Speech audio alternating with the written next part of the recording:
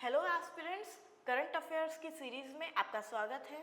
आज 6 तारीख मार्च महीना 2025 का करंट अफेयर्स हम कंसोलिडेटेडली कवर करने वाले हैं। मैं पूजा गोयल आपके लिए सारे मेन सोर्सेज से करंट अफेयर्स जो है कंसोलिडेट करके आपके सामने लाई हूँ, जिसमें हमने the Hindu newspaper, Indian express newspaper, PIB, PRS, Rajasthan Patrika, government websites, इन सब की से उठा के आपके लिए इम्पॉर्टेंट करंट अफेयर्स जो यूपीएससी की प्रिपरेशन में आपको हेल्प करेंगे वो आपके सामने हम लाए हैं। ठीक है, आज के अगर हम टॉपिक्स की बात करें, कौन से टॉपिक्स के ऊपर आज हम बात करने वाले हैं, तो उसमें हम देखेंगे पहला टॉपिक जो है वो इनकम टैक्स बिल 2025 पे है। क्यों? क्योंकि उन्होंने गार अरेंजमेंट्स जो है उनको प्रपोज किया है। तो गार अरेंजमेंट्स क्या होते हैं, वो कैसे काम करते हैं, इनकम टैक्स बिल 2025 क्या है, ये हम बात करेंगे इस टॉपिक में। ओके, आगे बढ़ते हैं। Expansion of PM Kusum scheme. तो पीएम कुसुम स्कीम जो है उसके तहत जो है एक्सपेंशन हुआ है कुछ, तो वो कैसे हुआ है, क्या चीज़ उसमें काम करने वाली है, पीएम कुसुम स्कीम क्या है, ये सब हम इसमें देखने वाले हैं। देन डिबेट चल रही है डीलिमिटेशन ऑफ कॉन्स्टिट्यूएंसीज पे। तो डीलिमिटेशन ऑफ कॉन्स्टिट्यूएंसीज जो है वो है क्या, और उसके ऊपर डिबेट क्यों चल रही है, और उसे सॉल्व कैसे किया जा सकता है, उसके मेन लिए स्पेसिफिक प्रोविजंस क्या है वो हम इधर देखने वाले हैं। देन यूएस का सिक्योरिटीज एक्सचेंज कमीशन जो है वो इंडिया की असिस्टेंस मांग रहा है, इंडिया की हेल्प मांग रहा है अडानी इन्वेस्टिगेशन में। तो इसके रिलेटेड जो स्टैटिक पार्ट होगा वो हम इधर कवर करेंगे। मोस्ट प्रोबेबली यूपीएससी जो है वो अडानी इन्वेस्टिगेशन के बारे में शायद ना पूछे, लेकिन इसका जो स्टैटिक पोर्शन है वो हम अगर इधर कवर कर लेंगे तो हमें बाद में उसका रिवीजन में ज़्यादा टफ नहीं होगा। ओके, तो global water cycle disruption report आई है अभी। तो पहली बात तो ये रिपोर्ट किसने निकाली हम ये देखेंगे, फिर ये रिपोर्ट है क्या, किस बारे में बात करती है, हम ये सब इधर समझेंगे। ओके, वायनाड में लैंडस्लाइड हुआ है। वायनाड कहाँ है, लैंडस्लाइड क्या होती है, कैसे काम करती है, ये सब हम इस टॉपिक में अच्छे से कवर करने वाले हैं। ओके, ये जो मार्च महीना चल रहा है इसमें अबव एवरेज टेम्परेचर्स जा रहे हैं, यानी जो एवरेज इस महीने के टेम्परेचर होते हैं उससे बहुत ज़्यादा हो रहा है। तो वो क्यों हो रहा है, कैसे हो रहा है, उसके क्या बेसिक प्रिंसिपल्स हैं जो हमें पढ़ने हैं इसके लिए, वो हम इधर देख लेंगे। ठीक है, इंडिजिनस फाइटर जेट्स इंट्रोड्यूस किया है इंडिया ने। तो ये टेक्नोलॉजी हमने कैसे लाया, कैसे नहीं लाया, ये सब हम इधर देखेंगे। देन BMCRI जो है इन्फेक्शियस डिजीज रिसर्च लैब जो है वो अपने एस्टैब्लिश कर रहा है अपने कैंपस में। ठीक है, तो BMCRI क्या है, इन्फेक्शियस डिजीजेस क्या होते हैं, उसके लिए रिसर्च लैब क्यों है, ये सब हम इधर देखेंगे। Okay, national mental health programme launch हुआ है। तो मेंटल हेल्थ को लेके इससे पहले क्या हुआ है, मेंटल हेल्थ एक्चुअली में होती क्या है, इसको कैसे टैकल किया जा सकता है, इससे क्या इश्यूज हो सकते हैं, ये सब हम इस टॉपिक में देखेंगे। ठीक है, आज के पहले टॉपिक शुरू करने से पहले मैं आप सबको इन्फॉर्म करना चाहती हूँ कि अगर आपको किसी को भी इस पूरे लेक्चर की, इस PPT की आपको PDF चाहिए तो आप नीचे दिए नंबर पे हमें मैसेज कीजिए, व्हाट्सएप कीजिए अपना नाम और सिटी, और हम आपको ये PDF प्रोवाइड कर देंगे। ओके, स्टार्ट करते हैं पहले टॉपिक के साथ। इनकम टैक्स बिल 2025 जो है वो प्रपोज किया गार अरेंजमेंट्स। तो गार अरेंजमेंट्स क्या है, जनरल एंटी अवॉइडेंस रूल्स। तो ये किस चीज़ के लिए है, जो है टैक्स इवेजन के लिए है। लोग जो है क्या करते हैं, अपना जब बिजनेस स्टार्ट करते हैं तो वो टैक्स से बचने के लिए एंट्रीज एक्स्ट्रा करा देते हैं अपने बिजनेस पे। कभी कभी बिल्स जो है वो रियल नहीं होते हैं, जो होते हैं उनसे कुछ चीज़ें ज़्यादा लिखी होती हैं। तो वो जो एंट्री है जिसके ऊपर टैक्स लगता है, उस चीज़ से बचने के लिए लोग जो चीज़ें टैक्टिक्स यूज़ करते हैं वो बचाने के लिए, टैक्स पूरा आए उसके लिए ये गार अमेंडमेंट्स जो है वो लाए गए हैं। ठीक है, तो दो तरह के होते हैं, गार अरेंजमेंट्स होते हैं और सार अरेंजमेंट्स होते हैं। सार अरेंजमेंट्स जो है वो स्पेसिफिक एंटी अवॉइडेंस रूल्स हैं, और गार अरेंजमेंट्स जो है वो जनरल एंटी अवॉइडेंस रूल्स हैं। ओके, तो इन दोनों में डिफरेंस क्या है, अगर आपको पता है तो कमेंट डाउन करें और मुझे बताएं कि आपको क्या पता है इसके बारे में। ओके, देन गार होता क्या है, इसकी डेफिनेशन क्या है, इसके स्पेसिफिक प्रोविजंस क्या है जिसके ऊपर हम काम करने वाले हैं। ओके, तो ये आप एक बार देख लीजिएगा। देन इस अरेंजमेंट में, इस अमेंडमेंट में ऐसे क्या अमेंडमेंट्स प्रपोज किए गए हैं जो कॉरपोरेट और फॉरेन इन्वेस्टर्स को यूज़ करने पड़ेंगे, लागू रखने पड़ेंगे, ठीक है। और कब ये अरेंजमेंट लागू किए गए थे, जैसे अभी लिखा है कि अमेंडमेंट्स हुए, राइट। तो अमेंडमेंट्स हुए तो कभी ये लागू हुआ था, तो कब हुआ था लागू और क्यों किया था, ठीक है, वो सब आप एक बार देख लेंगे, इसका हिस्टोरिकल कंटेक्स्ट क्या है। देन इनकम टैक्स बिल 2025 ने प्रपोज किया है। तो इनकम टैक्स बिल जो है हमारे बजट सेशन जो अभी खत्म हुआ है उससे रिलेटेड है, राइट। तो बजट सेशन क्या है, उसमें इनकम टैक्स बिल जो है वो क्या है, ये आप देखिएगा, ठीक है। आगे बढ़ते हैं। की फीचर्स ऑफ गार and related terminology. Tax evasion क्या होता है, टैक्स अवॉइडेंस क्या होता है, ये किस तरह काम करता है, आपको ये सब देखना है। और इनकम टैक्स एक्ट में गार से रिलेटेड क्या मेन प्रोविजंस है वो आपको देखना है, ठीक है।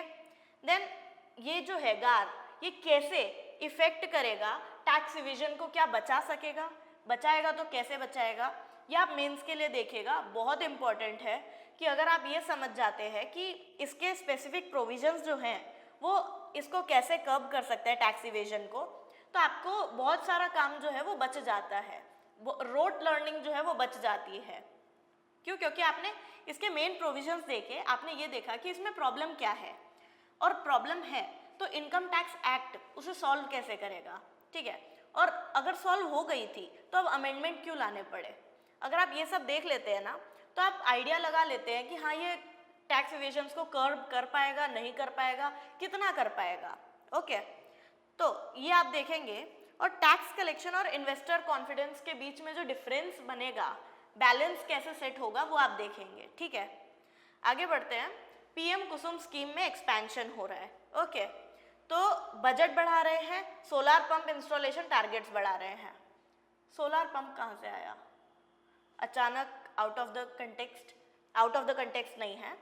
पीएम कुसुम स्कीम जो है उसका फुल फॉर्म अगर आप देखो तो प्रधानमंत्री किसान ऊर्जा सुरक्षा एवं उत्थान महाभियान है, ठीक है। तो ऊर्जा सुरक्षा जो है ये आपकी एनर्जी सिक्योरिटी से रिलेटेड है, और किसके लिए है, फार्मर्स के लिए है, किसान के लिए है। तो उसमें ये लोग क्या कर रहे हैं, एनर्जी सिक्योरिटी किस तरह प्रोवाइड कर रहे हैं, सोलार एनर्जी के थ्रू प्रोवाइड कर रहे हैं, ओके। तो इसके 3 कंपोनेंट्स हैं, 3 कंपोनेंट्स में अलग अलग टारगेट्स हैं, अलग अलग बातें हैं, अलग अलग फंडिंग के ऊपर बात की गई है।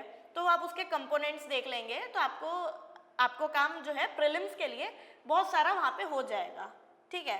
फिर सोलार एनर्जी के बारे में बात करेंगे हम।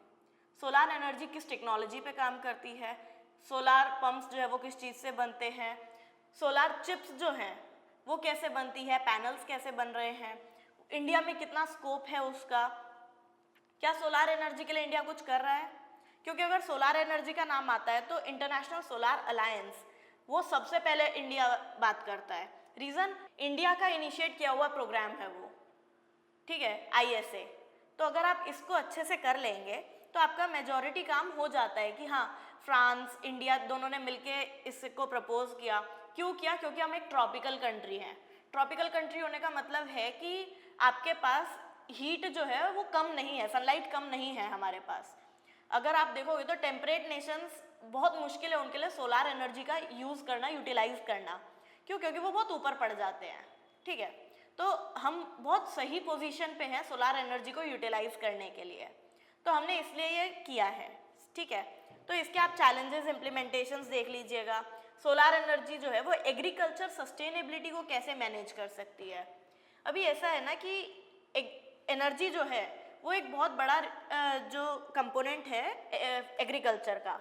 कैसे है, जब आप एग्रीकल्चर करते हो आपको पंप्स चाहिए, आपको ट्रैक्टर्स चाहिए, आपको ट्यूबवेल्स चाहिए, आपको सब चीज़ें चाहिए सेट, ठीक है।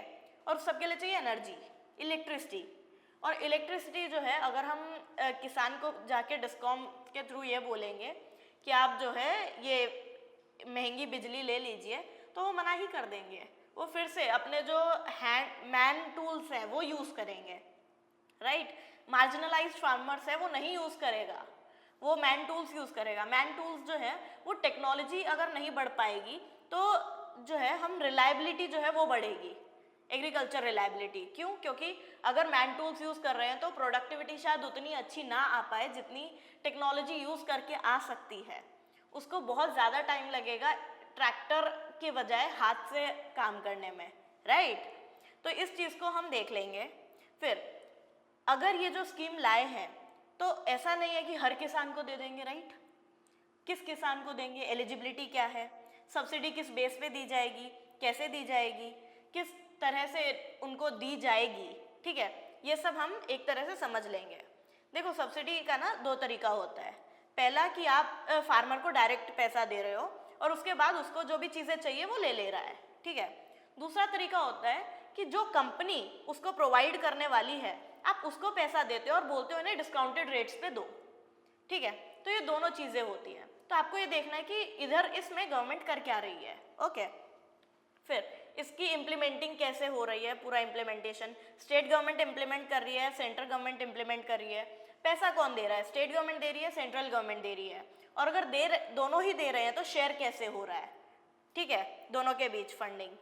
तो इस तरह से हम देखेंगे। और फार्मर की इनकम, एनर्जी सिक्योरिटी, सब पे क्या इम्पैक्ट करेगी ये स्कीम, ठीक है। एनवायरनमेंट को क्या बेनिफिट होगा, क्यों, क्योंकि हम जो थर्मल पावर प्लांट्स है उनसे एनर्जी लेने की बजाय, इलेक्ट्रिसिटी लेने की बजाय सोलार पावर प्लांट्स यूज़ कर रहे हैं। तो एनवायरनमेंट को कहाँ बेनिफिट होगा इसमें, ये हम देखेंगे। और कितना फीजिबल है ये, क्या ये हो सकता है, फिजिबिलिटी क्या है इसकी, ठीक है। इंडिया के रिन्यूएबल एनर्जी टारगेट्स भी आप इधर ही कवर कर लीजिए। पंचामृत हमने दिया है ग्लासगो में, तो वो आप देख लीजिए। मेरे को कमेंट सेक्शन में बताओ पंचामृत टारगेट्स जो है वो क्या है इंडिया के, ओके। आगे बढ़ते हैं। डिलिमिटेशन ऑफ कॉन्स्टिट्यूएंसीज पे डिबेट चल रहा है, ठीक है। 2011 के सेंसस के आधार पे हम लोग डिलिमिटेशन करना चाहते हैं कॉन्स्टिट्यूएंसीज का। कुछ सदर्न स्टेट्स जो है इसके ऊपर प्रॉब्लम क्रिएट कर रहे हैं, टेंशंस कर रहे हैं। वो कह रहे हैं कि हमें ऐसा नहीं करना चाहिए। तो वी डोंट नो कि कौन सही है कौन गलत है, उसमें हमें पढ़ना भी नहीं है, हमें प्रोज एंड कॉन्स दोनों के जान लेने हैं, ठीक है। उसके बाद आपको क्या करना है, सबसे पहले ये जानना है डिलिमिटेशन होता ही क्या है, ठीक है। डिलिमिटेशन यानी आप अपनी जो कॉन्स्टिट्यूएंसीज हैं उन्हें रीशेप कर रहे हो, उनकी बाउंड्री को रीशेप कर रहे हो। क्यों, क्योंकि पॉपुलेशन बढ़ गई है, जनता बढ़ी है, तो अब उतने लोग जितने पहले एक पर्टिकुलर नंबर ऑफ पॉपुलेशन पे काम करते थे वो अब उतनों को रिप्रेजेंट नहीं कर पा रहा है। क्यों, क्योंकि पॉपुलेशन ज़्यादा है, लोग एक ही है, ठीक है। तो अब इसकी वजह से हम क्या करते हैं, बाउंड्रीज को रीशेप करते हैं ताकि इक्वल रिप्रेजेंटेशन बना रहे, ठीक है। तो इस चीज़ को आप समझिएगा।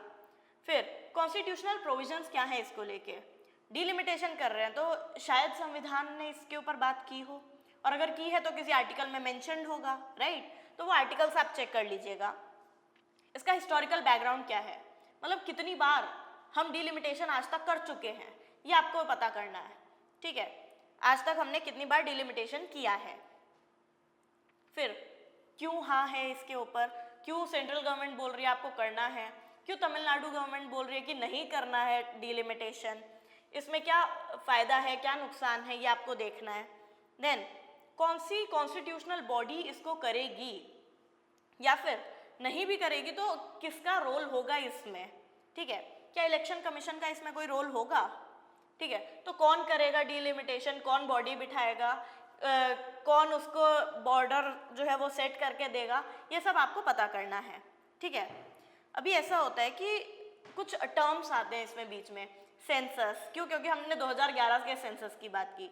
तो सेंसस क्या होता है, कौन करता है, किन किन बेसिस पे किया जाता है, ठीक है, वो सब आपको देखना है। फिर सीट एलोकेशन क्या होती है और किस आधार पे डिवाइड होती है, डिसाइड होती है, ठीक है। हम इंडिया में अगर देखते हैं तो हमारे इंडिया में एक ऐसा सिस्टम नहीं है कि सबको बराबर सीट मिली हुई है, ठीक है। अगर आप देखोगे तो किसी स्टेट के पास ज़्यादा सीट है, किसी स्टेट के पास कम सीट है लोकसभा में और इवन राज्यसभा में भी। तो ऐसा क्यों है, अगर आप यूएसए जाओगे वहाँ पे जो अपर हाउस है उसमें एक लिमिटेड नंबर ऑफ सीट्स है, 50 स्टेट्स 100 सीट्स, 2 सीट पर स्टेट, ठीक है।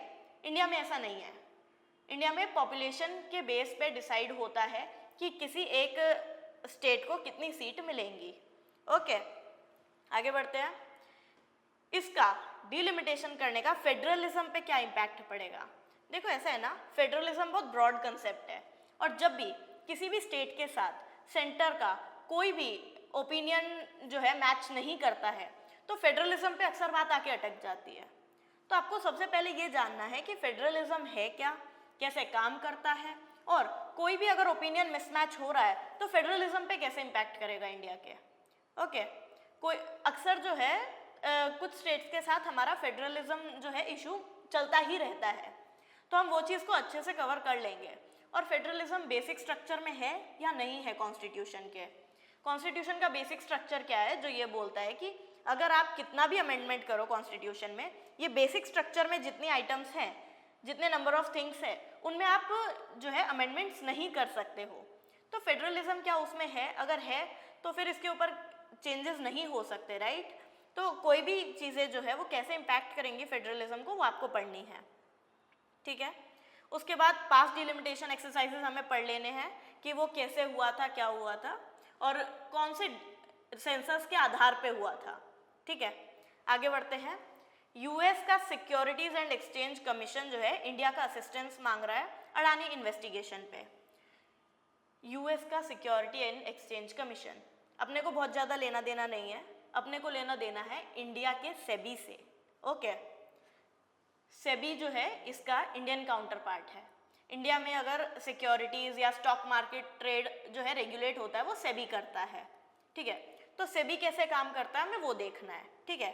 जैसे सेबी और एसईसी के फाइनेंशियल रेगुलेशन जो है वो हमें समझने हैं कि ये कितना बड़ा रोल प्ले करते हैं आपके फाइनेंशियल रेगुलेशन में, स्टॉक मार्केट रेगुलेशन में।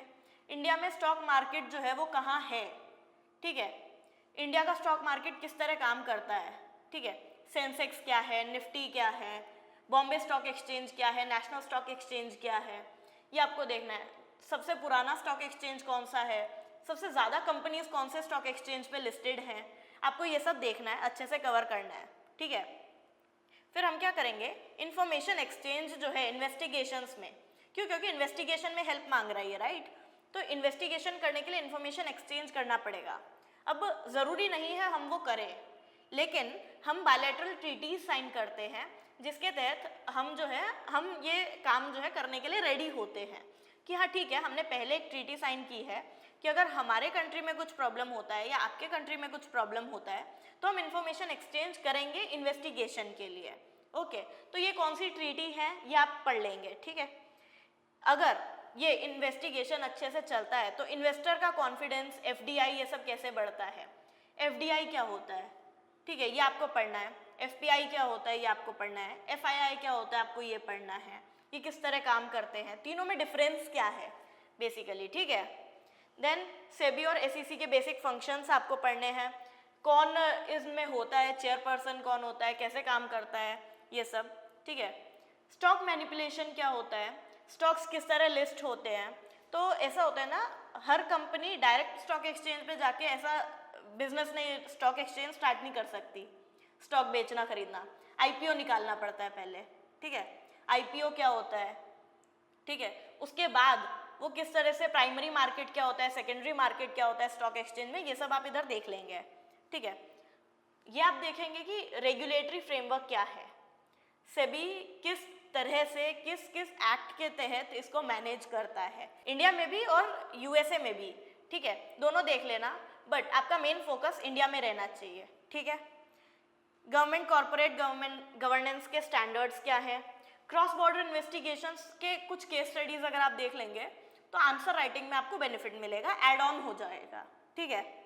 आगे बढ़ते हैं, global water cycle disruption report, ठीक है, यूएन रिपोर्ट है, हाईलाइट कर रही है कि ग्लोबल वाटर साइकिल जो है वो डिसरप्ट हो रही है।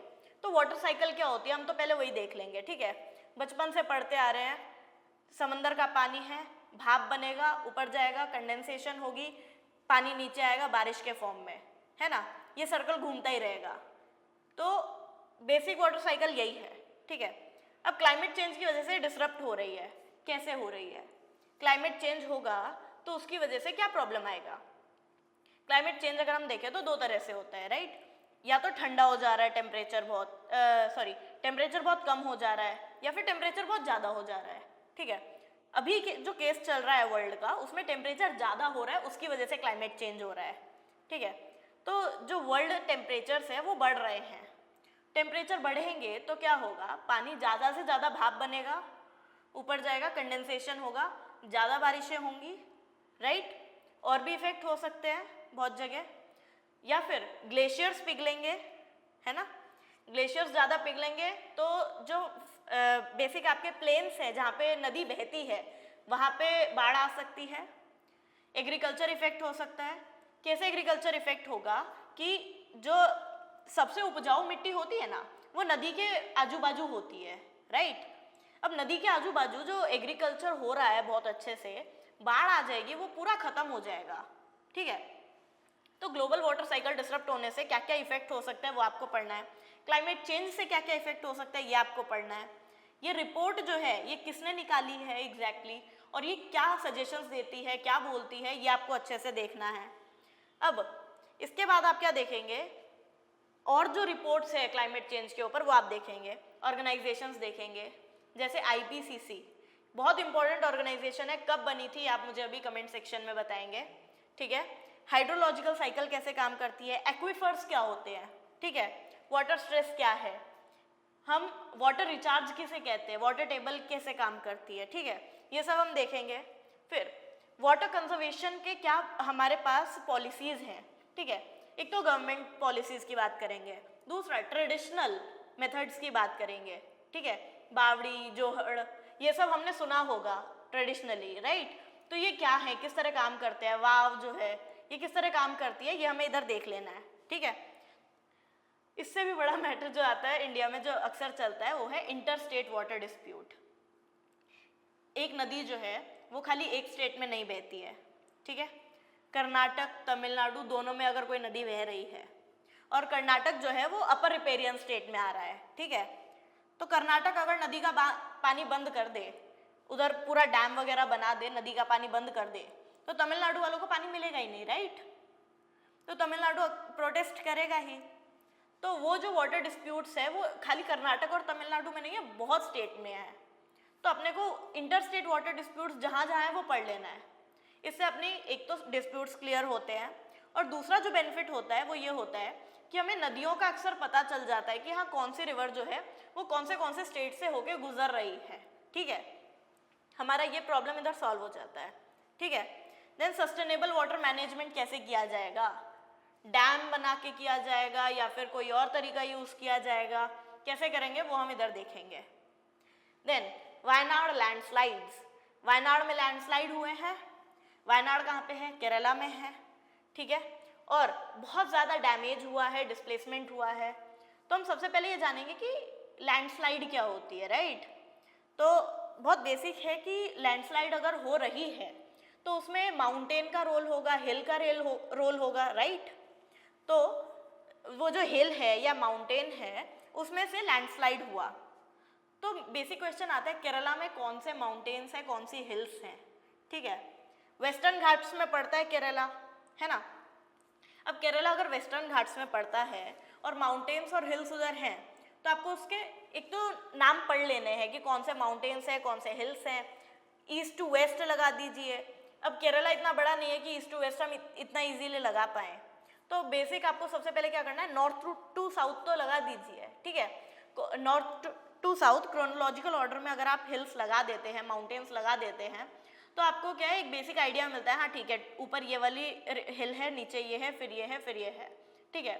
वहाँ पे कौन सी मेन हिल्स हैं, उनके बारे में जोग्राफिकल फैक्टर्स, वहाँ पे कौन से फॉरेस्ट है, ये सब आप देख लीजिएगा, ठीक है। वेस्टर्न घाट्स की लोकेशन क्या है वो आप देखिए, की रिवर्स, उधर मेन रिवर्स कौन सी बह रही हैं आप वो देखिए, ठीक है। NDA में अभी लैंडस्लाइड हुआ है यानी डिजास्टर है, डिजास्टर मैनेजमेंट के लिए कुछ चाहिए, तो नेशनल और स्टेट दोनों लेवल पे डिजास्टर मैनेजमेंट अथॉरिटीज़ हैं। तो नेशनल लेवल पे जो अथॉरिटी है वो है NDA में, नेशनल डिजास्टर मैनेजमेंट अथॉरिटी। तो वो किस तरह काम करती है, कैसे चलती है, ये सब हमें देखना है इधर, ठीक है। अभी लैंडस्लाइड हो गया, ठीक है, तो डिफॉरेस्टेशन जो है, अर्बनाइजेशन जो है, उस पर क्या इम्पैक्ट क्रिएट होगा वो देखेंगे हम, ठीक है। केरला की डिजास्टर मैनेजमेंट प्रैक्टिसेस कैसी हैं वो देखेंगे, उसे इंडिया से और ग्लोबल मैनेजमेंट प्रैक्टिसेस से कंपेयर करेंगे और बेस्ट सोल्यूशन हम ढूंढेंगे, ओके।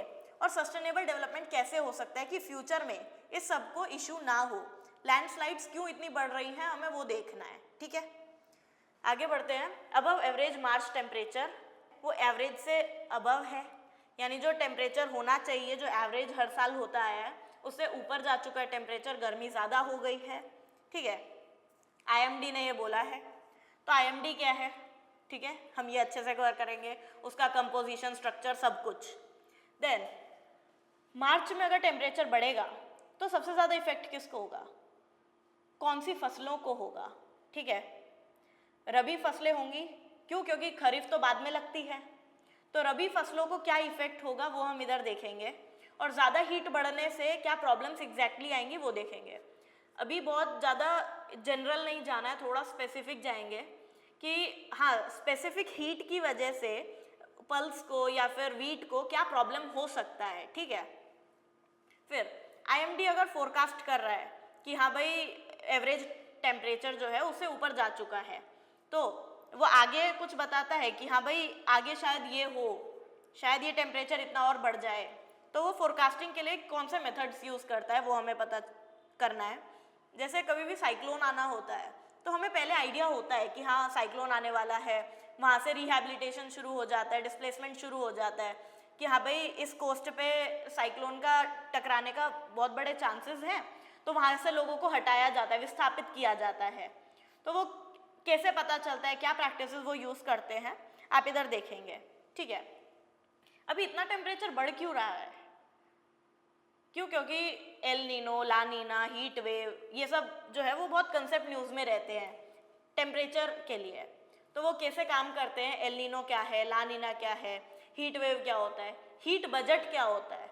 हीट बजट क्या होता है ना कि कहाँ से हमारे एनवायरनमेंट में हीट ऐड हो रही है और कहाँ से माइनस हो रही है, तो आप वो सब प्लस माइनस देखते हैं, ठीक है। टेबल बनाते हैं, एक साइड प्लस एक साइड माइनस, और दोनों के बेसिक पॉइंट्स जो हैं वो उधर करते जाते हैं कवर, ठीक है।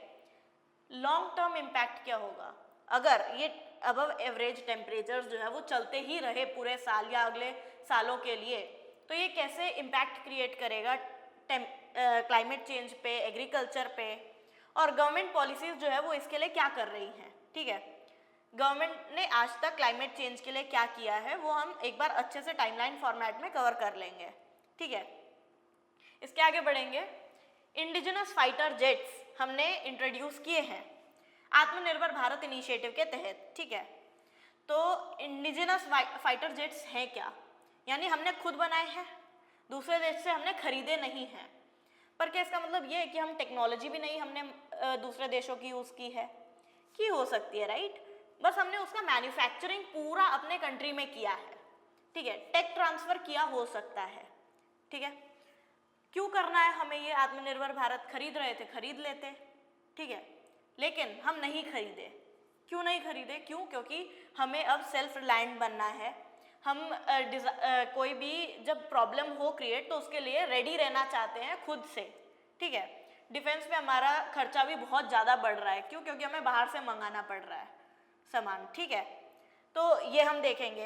फिर ये जो फाइटर जेट्स हमने मंगवाए हैं इनकी क्या बोलते हैं फीचर्स क्या है, एबिलिटीज़ क्या है, ये हम इधर ही देखेंगे, ओके। अब इसको बनाने में DRDO का क्या रोल है, ठीक है, ये तो बहुत इंपॉर्टेंट है। DRDO ये है क्या, DRDO को एक बार आप बहुत बेसिक है आपको कर लेना चाहिए। DRDO के नोट्स पूरे बना लो, क्या टेक्नोलॉजी यूज़ करता है DRDO, कैसे इवॉल्व किया है, मिसाइल्स कैसे बनाता है या फिर बाहर से मंगाते हैं, अभी किस टेक्नोलॉजी के लेवल की हमारे पास क्या होता है मिसाइल्स हैं और वॉरशिप्स वगैरह है, ये सब आपको इधर ही कर लेना चाहिए, ठीक है।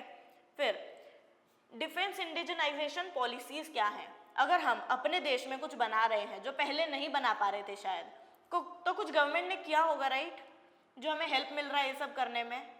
तो ये हम देख लेंगे कि गवर्नमेंट पॉलिसीज़ क्या हैं इसके लिए। इंडिया में मेजर फाइटर जेट्स क्या हैं, किस क्लास के फाइटर जेट्स है, क्या टेक्नोलॉजी उनमें यूज्ड है, ये सब हम इधर कवर करेंगे, ठीक है। आत्मनिर्भर Bharat, make in India defence में किस तरह काम करता है ये हम कवर करेंगे, और इसके क्या इम्प्लीकेशंस है इंडिया की सिक्योरिटी में, ठीक है, हम ये इधर ही देखेंगे। आगे बढ़े तो BMCRI ने इन्फेक्शियस डिसीजेस रिसर्च लैब जो है वो इस्टेब्लिश किया है। तो BMCRI क्या है, Bangalore medical college and research institute. इससे ज़्यादा इसके बारे में नहीं जानना है। जानना क्या है, इन्फेक्शियस डिजीज सर्च लैब। तो इन्फेक्शियस डिजीजेस कौन से होते हैं, ठीक है, इनकी पूरी लिस्ट कैटेगरी वाइज आप अच्छे से बना लीजिए कि इन्फेक्शियस डिजीजेस होते क्या हैं, कैसे काम करते हैं, उनमें मेन कंपोनेंट क्या रहता है, ठीक है, वायरस है, बैक्टीरिया है, फंगाई है, प्रोटोजोआ है, ये सब आप इधर ही देख लीजिएगा, ठीक है। फिर इसकी रिसर्च करने से क्या बेनिफिट होगा, क्या इंपॉर्टेंस है इसकी रिसर्च का, ठीक है। आईसीएमआर का क्या रोल है इसमें, हेल्थ रिसर्च पॉलिसीज़ क्या है हमारे कंट्री में इस चीज़ से रिलेटेड, और अगर आप करें तो केस स्टडी इसकी कर लीजिए कोविड-19 को लेके, ठीक है। इसके बाद इन्फेक्शियस डिजीज कितने टाइप के होते हैं ये भी कर लीजिए, ठीक है। क्या कंपोनेंट रहता है वो तो करना ही है, वो साइंस का पार्ट है, कितने टाइप के हैं वो भी आपको करने हैं, ठीक है। फिर हेल्थ केयर इंफ्रा क्या है हमारे देश में, अच्छा है, बुरा है, किस लेवल तक वो सीप इन कर पाया है, वो सब हमें देखना है। और अगर कोई बीमारी हो रही है तो उसका सर्वेलेंस कितना अच्छा है हमारा, राइट, कि हम कितना अच्छा, हमें पता है कि हाँ भाई इसको मॉनिटर कितना अच्छे से हम कर पा रहे हैं, हम उसे कितना टैकल इन हैंड कर पा रहे हैं, ठीक है। अगले टॉपिक पे बढ़ते हैं। लॉन्च हुआ है नेशनल मेंटल हेल्थ प्रोग्राम का। तो सबसे पहले हम ये जानेंगे मेंटल हेल्थ होती क्या है, ठीक है। Mental health is not like physical health. इतना इजी नहीं है उसे डिटेक्ट करना कि अगर जुकाम हो गया तो हाँ मेंटल हेल्थ इशू है, या फिर अपने को जुकाम होता है तो पता चलता है हाँ डॉक्टर के पास जाना है, दवाई लेना है, वो इजीली चेक कर सकते हैं। बट मेंटल हेल्थ डिटेक्ट करना एक टफ काम है, पैरामीटर्स थोड़े टफ रहते हैं। इसकी वजह से बहुत बार इशू ये भी आता है कि लोग मेंटल हेल्थ जो है उनकी प्रॉब्लम में है उसे डिटेक्ट कराने जाते ही नहीं हैं। उनको प्रॉब्लम लग रहा है, मेंटल हेल्थ इश्यूज लग रहे हैं, लेकिन वो जाते नहीं हैं। रीज़न टैबूड भी है ये, ठीक है, कि डिप्रेशन कुछ नहीं होता है ये सब। तो सबसे पहले तो मैंने डिप्रेशन की बात की। क्या डिप्रेशन ही एक मेंटल हेल्थ इशू है? नहीं, डिप्रेशन के साथ various types of mental health issue होते हैं, ठीक है, जो हमें पता भी नहीं होते हैं। और मेंटल हेल्थ पता कैसे चलती है, कौन डिटेक्ट करता है, ठीक है, मेंटल हेल्थ एक्सपर्ट कौन होते हैं, मेंटल हेल्थ एक्सपर्ट बनने के लिए करना क्या पड़ता है, तो वो सब आप इधर देखेंगे। देन ये नेशनल मेंटल हेल्थ प्रोग्राम क्यों आया अभी? क्योंकि पोस्ट पैंडेमिक जो है मेंटल हेल्थ कंसर्न्स जो है वो बढ़ गए हैं, ठीक है। जो हमारा कंपटीशन है वो नेक टू नेक बढ़ गया है, स्टूडेंट्स में प्रॉब्लम चल रहा है, बहुत सारी चीज़ों में प्रॉब्लम्स जो है वो बढ़ गए हैं, लाइफस्टाइल चेंजेस हो गए हैं, ठीक है। बहुत फास्ट इकोनॉमी हो चुकी है, वर्ल्ड फास्ट हो चुका है, जिसकी वजह से लोगों के पास स्ट्रेस तो बढ़ गया है लेकिन स्ट्रेस रिलीव करने का टाइम नहीं बचा है, ठीक है। तो वो चीज़ें जो है वो बहुत प्रॉब्लमेटिक हैं, जिसकी वजह से ये प्रॉब्लम आ रहा है, ठीक है। तो इसके लिए हमें इसके ऑब्जेक्टिव्स करने हैं, इसके कंपोनेंट्स पढ़ने हैं कि ये मेंटल हेल्थ प्रोग्राम जो है वो कैसे काम करेगा। इसमें मेंटल हेल्थ केयर एक्ट 2017 का क्या रोल रहेगा, तो आप मेंटल हेल्थ केयर एक्ट 2017 आपको पढ़ना है डिटेल में। देन गैप्स क्या है मेंटल हेल्थ इंफ्रास्ट्रक्चर में, क्या उस लेवल पे मेंटल हेल्थ इंफ्रास्ट्रक्चर है हमारे देश में जितना फिजिकल हेल्थ इंफ्रास्ट्रक्चर है? नहीं है, ठीक है। तो वो कैसे उसको बढ़ावा दिया जाए, कैसे काम किया जाए, ठीक है। फिर निम्हांस का इसमें क्या रोल है, अदर मेंटल हेल्थ इंस्टीट्यूशंस का क्या रोल है, ये कैसे इस चीज़ को जो है एक पब्लिक कंसर्न की जो प्रॉब्लम है उसे नॉर्मलाइज कर सकते हैं और उसे सॉल्व किया जा सकता है, ठीक है। अगर हम ये देख लेंगे तो मेंटल हेल्थ चैलेंजेस हम समझ जाएंगे। बजट एलोकेशंस में क्या प्रॉब्लम है, जैसे फिजिकल हेल्थ को फिर भी बजट मिलता है, बजट एलोकेशन मिलते हैं, मेंटल हेल्थ के लिए बजट एलोकेशंस जो हैं वो थोड़े से कम रहते हैं, ठीक है। फिर मेंटल हेल्थ केयर सर्विसेज को इम्प्रूव कैसे किया जा सकता है, जैसे अगर हम रियलिटी देखने की कोशिश करेंगे तो जितना फिजिकल हेल्थ को इंडिया में बहुत ज़्यादा प्रमोट किया जाता है उतना मेंटल हेल्थ को नहीं किया जाता है, ठीक है। मेंटल हेल्थ के रिसर्चेस भी इंडिया में इतने नहीं हैं, तो मेंटल हेल्थ पढ़ने के लिए अपने को बेसिक साइकोलॉजी जो सब्जेक्ट है वो पढ़ना पड़ता है सबसे पहले। अगर आप एनसीईआरटीज़ देखेंगे साइकोलॉजी की, उसमें बहुत सारे एग्जाम्पल्स जो है वो वेस्टर्न रिसर्चेस के हैं, जबकि इंडियन रिसर्च इस पर अगर हम देखने जाएं और इस पर रिसर्च करने जाएं तो इंडियन लेवल पे रिसर्चेस बहुत ज़्यादा पॉसिबल है। क्यों? क्योंकि India is a nation of philosophies, right. तो उन्हें अगर हम रिसर्च करने जाएं, चीज़ों को पढ़ने जाएं, तो मॉडर्न डे साइकोलॉजी को बहुत ज़्यादा इम्प्रूव किया जा सकता है, बट इंडिया में उतना ज़्यादा होता नहीं है, ठीक है, फिजिकल हेल्थ के ऊपर बहुत ज़्यादा हम लोग जो है ध्यान देते हैं रेदर देन मेंटल हेल्थ। ठीक है, तो इस चीज़ को हम थोड़ा सा समझेंगे, क्यों? क्योंकि वर्ल्ड वेस्टर्नाइज हो रहा है बट हमारा मेंटल हेल्थ केयर सिस्टम नहीं। तो वो चीज़ें को हम समझना है और ये कैसे काम करता है हमें ये देखना है। इसके साथ हम आज के टॉपिक्स कवर जो हमने करने थे हमने कवर कर लिए हैं। आपके लिए एक असाइनमेंट है, एक क्वेश्चन है, मैं आपको बोल रही हूँ, what is the significance of delimitation of constituencies in ensuring equitable political representation in India. यानी जो डिलिमिटेशन ऑफ कॉन्स्टिट्यूएंसीज हैं वो कैसे हेल्प करेंगी इक्विटेबल पॉलिटिकल रिप्रेजेंटेशन जो है उसे इंश्योर करने के लिए। आप इस क्वेश्चन का आंसर लिख के व्हाट्सएप पे हमें सेंड कर सकते हैं। आपको इसका एक अच्छे से एनालिसिस करके आपका आंसर चेक करके बताया जाएगा। और अगर आपको इस पूरे पीपीटी का पीडीएफ चाहिए तो आप वो भी हमें व्हाट्सएप पे दिए गए नंबर पे इन्फॉर्म कर सकते हैं, अपना नाम, सिटी, हम आपको वो पीपीटी जो है पीडीएफ के फॉर्म में आपको प्रोवाइड कर देंगे। Okay, thank you.